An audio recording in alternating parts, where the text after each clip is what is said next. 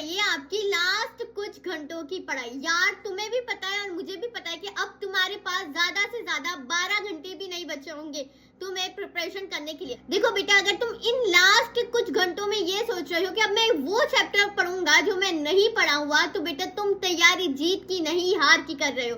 देखो यार, last in घंटों में ना आपको ऐसा कुछ पढ़ना चाहिए जिससे आपके पूरा आउट ऑफ मार्क्स आए। ऐसा नहीं कि जैसे कि मैंने ये क्वेश्चन मैम कवर नहीं करा था तो अब मैं ये क्वेश्चन या ये चैप्टर लेके बैठता हूँ। अगर लास्ट कुछ घंटे बचे तो मैं अब वो चैप्टर करता हूँ जो मैंने नहीं पढ़ा था। नहीं बेटा, ये तुम बहुत बड़ी गलती करोगे अगर तुमने ऐसा करा तो।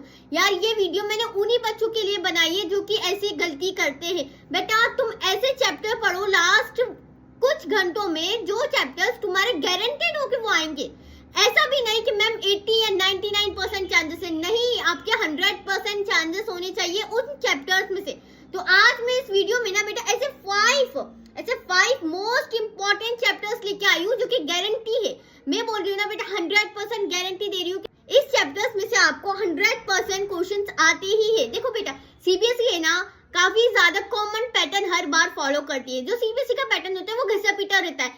लास्ट 10 इयर्स के क्वेश्चन पेपर आप देखना, जो मैं अभी 5 चैप्टर्स बताने वाली हूँ वही 5 चैप्टर से आपके लास्ट 10 इयर्स से क्वेश्चन पेपर बन रहा है। मतलब उसके बाहर एक भी क्वेश्चन नहीं गया है आपकी सेक्शन सी से, जो मैं यहाँ पे आपको चैप्टर्स बताऊंगी। स्पेशली जो लिटरेचर है ना बेटा, देखो आपका जो साइंस का पेपर होता है वो 3 सेक्शन का होता है।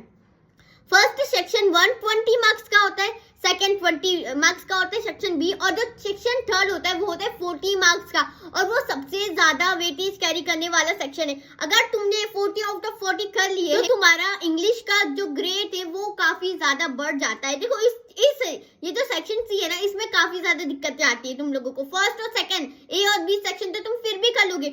सेक्शन सी में ना आपको बहुत सारे चैप्टर्स होते हैं और हमें कंफ्यूज हो जाता है कि मैम मैं क्या पढूं और क्या ना पढूं।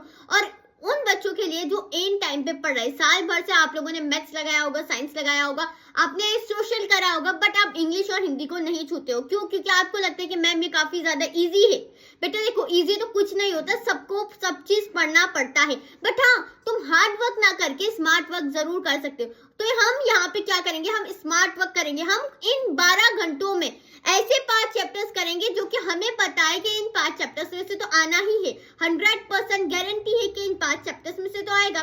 तो चलो स्टार्ट करते हैं। फर्स्ट फ्लाइट से जनरली आपका मैडम राइट्स द बस और द सरमन एट बनारस, ये दोनों चैप्टर आपके रिपीटेडली 10 ईयर से पूछे जा रहे हैं। अगर आपको मेरे पे भरोसा नहीं है तो आप PYQs देख लो। अगर आपको PYQs में नहीं मिले इन दोनों चैप्टर से रिपीटेडली 10 ईयर से क्वेश्चन पेपर में पूछा जा रहा है इन दोनों चैप्टर से क्वेश्चन। अगर आपको मुझ पे बिलीव नहीं हो रहा तो आप जाओ PYQs चेक करो, आप सैंपल पेपर्स चेक करो, आपको मिलेंगे। ठीक है बेटा, स्पेशली जो सरमन एट बनारस है ना, इसमें से आपको थीम के बेसिस के ऊपर क्वेश्चन पूछा जाता है, तो इसके थीम आप लोग अच्छे से पढ़ के जाना। मैडम राइट्स द बस में से आप लोगों को कैरेक्टर के ऊपर क्वेश्चंस पूछे जाते हैं। अब पोएम्स की बात करें, a tiger in the zoo में से हमेशा क्वेश्चन पूछा जाता है। ये मोस्ट इंपॉर्टेंट पोएम है। इसके ऊपर एक्सट्रैक्ट बेस्ड क्वेश्चन आप लोगों को पूछा जाता है, तो ये पोएम आप लोग 100% करना। आपको जितनी पोएम दी है उसमें से फर्स्ट सबसे ज्यादा आपको प्रायोरिटी कौन सी पोएम को देनी है, a tiger in the zoo. देखो इसमें से तो क्वेश्चन बनेगा ही। मैं बोल रही हूँ ना 100% मैं गारंटी दे रही हूँ कि इन जो 5 चैप्टर्स मैंने यहाँ पे लिखे हैं इनमें से क्वेश्चन आपको आएगा ही आएगा। अब देखो फुटप्रिंट्स की बात करें, द नेकलेस, और सेकंड है हमारे पास बोली, दोनों में से आता है। बोली में से आप लोगों को ट्रांसफॉर्मेशन के ऊपर क्वेश्चन आ सकता है कि बोली का ट्रांसफॉर्मेशन कैसे हुआ है, उसके बेसिस के ऊपर आपको क्वेश्चन देखने को मिल सकते हैं। 5 चैप्टर्स अगर आप लोगों ने कर लिए हैं तो गारंटी आपके 40 आउट ऑफ 40 पॉकेट में है। बेटा इन 5 चैप्टर से ही क्वेश्चन पूछे जाते हैं रिपीटेडली। आप PYQs देख लो या फिर आप सैंपल क्वेश्चन पेपर देख लो, आपको सभी में ये 5 चैप्टर से क्वेश्चन देखने को मिलेंगे। और अगर ये 5 चैप्टर्स आप लोगों के बहुत अच्छे से हो गए हैं, बहुत ज्यादा अच्छे से, तो आप उसके बाद क्या एडिशनल चैप्टर्स ले सकते हो, ग्लिम्स ऑफ इंडिया या फिर नेल्सन मंडेला। इन दोनों चैप्टर्स में से भी क्वेश्चन देखे गए हैं, बाकी इतने नहीं देखे जाते हैं। ठीक है, द ट्री और फायर एंड आइस, देखो जितनी भी पोयम है सबसे ज्यादा पहली प्रायोरिटी किसको देना है, टाइगर इन द जू, और ये हो गया है। उसके बाद सेकंड प्रायोरिटी आप the tiger, fire and ice को दे सकते हो। अब उसके बाद the making of a scientist, the making of a scientist काफी बोरिंग चैप्टर है, मुझे भी पता है, तुम्हें भी पता है कि मैम काफी ज्यादा बोर लगता है हमें इस चैप्टर को। देखो बेटा, इसमें से आपको कुछ इंपॉर्टेंट क्वेश्चन है, जैसे कि what lesson does E bright learn when he does not win anything at a science fair. E bright को क्या लेसन मिला है जब वो साइंस फेयर में विन नहीं हुआ था, इसके ऊपर क्वेश्चन आता ही आता है।